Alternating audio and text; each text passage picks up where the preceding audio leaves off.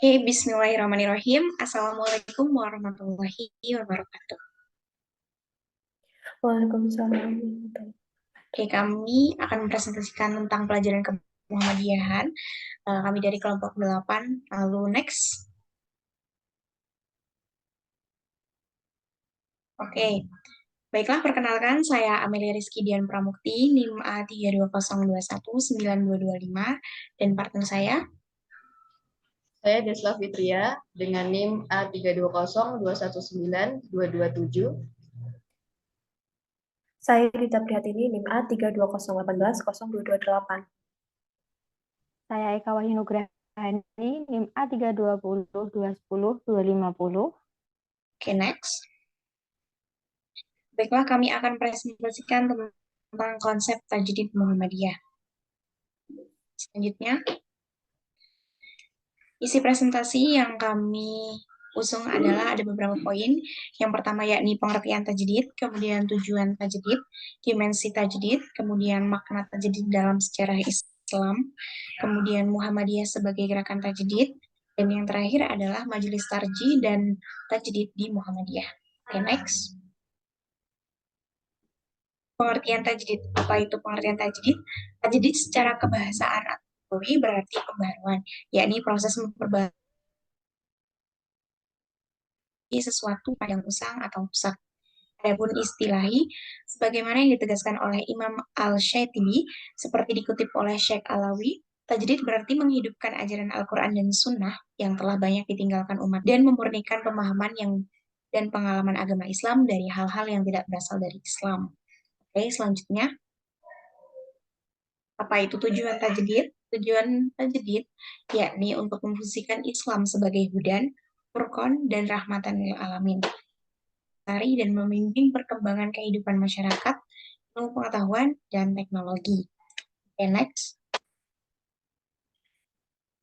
Sehingga tujuan tajdid itu betapapun Muhammadiyah mengadopsi berbagai model pembaharuan dalam aspek pengembangan sumber daya manusia, manajemen organisasi, strategi dakwah, dan kebudayaannya. Tetapi Muhammadiyah selalu menunjukkan konsistensinya untuk kembali kepada spirit Al-Quran dan As-Sunnah. Oke, selanjutnya akan dijelaskan oleh teman saya.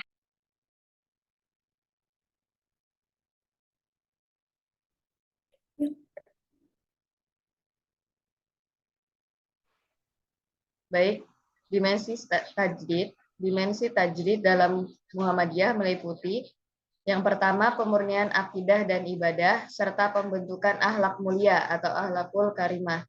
Dan yang kedua, pembangunan sikap hidup dinamis, kreatif, progresif, dan berwawasan masa depan. Yang ketiga, pengembangan kepemimpinan organisasi dan etos kerja dalam Persyarikatan Muhammadiyah, putusan Muktamar Tarjih ke-22 pada tahun 1989 di Malang. Di atas menjadi pijakan Muhammadiyah dalam merespon perubahan masyarakat yang semakin kompleks, baik di bidang nilai-nilai kehidupan, sosial budaya, sosial ekonomi, politik, dan sebagainya, dengan pesan pengarahan risalah Islam yang dipahami secara dinamis dan konsisten terhadap pemurnian ajaran Islam. Makna tajdid dalam sejarah Islam. Dalam perkembangan sejarah Islam, tajdid juga dipahami sebagai pembaruan dalam kehidupan keagamaan, baik berbentuk pemikiran maupun gerakan, sebagai reaksi atau tanggapan terhadap tantangan internal maupun eksternal yang menyangkut keyakinan dengan urusan sosial umat Islam. Selanjutnya akan dilanjutkan oleh teman saya, Eka Wahyu. Oke, baik. Dengan demi Salafi dan reformis modernis. Pertama, kecenderungan gerakan Salafi seperti Muhammad Ibn Abdul Wahab. Gerakan Salafi sama sekali tidak berkaitan dengan pengaruh Barat. Gerakan ini lebih mengutamakan upaya pemurnian akidah Islam dari bahaya tahayul dan kufarat, juga pemurnian ibadah dari bahaya bid'ah. Gerakan ini berusaha membersihkan praktik dan pemikiran keagamaan dari unsur-unsur asing dengan menekankan pada tauhid. Ziarah dan pensucian atas para wali atau makam mereka ditolak karena mengandung kemusyrikan. Next. Kedua, Kecenderungan gerakan reformis atau modernis. Gerakan ini memandang masyarakat Muslim gagal menangkap spirit kemajuan dan perkembangan dalam seluruh aspek kehidupan yang telah dicapai Eropa. Para reformis tidak bermaksud mengundang westernisasi. Mereka justru mengkritik kebutaan dunia Muslim dalam melihat cara-cara Barat memperoleh kemajuan. Mereka berusaha memperbaiki martabat kebesaran Muslim dan Arab melalui peremajaan pemikiran dan praktik Islam. Selanjutnya, Muhammadiyah sebagai gerakan tajdid. Muhammadiyah dikenal sebagai gerakan tajdid karena Muhammadiyah selalu berupaya melakukan koreksi dan evaluasi terhadap berbagai pemikiran dan pengalaman keagamaan dalam rangka pemurnian dalam bidang akidah dan ibadah yang disesuaikan dengan Al-Quran dan Sunnah. Di samping itu, kemuhammadiyahan juga selalu berusaha untuk melakukan pembaruan dalam berbagai bidang kehidupan yang disesuaikan dengan kemajuan zaman dengan tidak meninggalkan prinsip-prinsip Islam. Oke, selanjutnya akan dilanjutkan oleh teman saya. Baik, terima kasih, Eka. Selanjutnya adalah Majelis Tarjih dan Tajdid di Muhammadiyah. Majelis Tarjih adalah suatu lembaga dalam Muhammadiyah yang membidangi masalah-masalah keagamaan, khususnya hukum bidang fikih.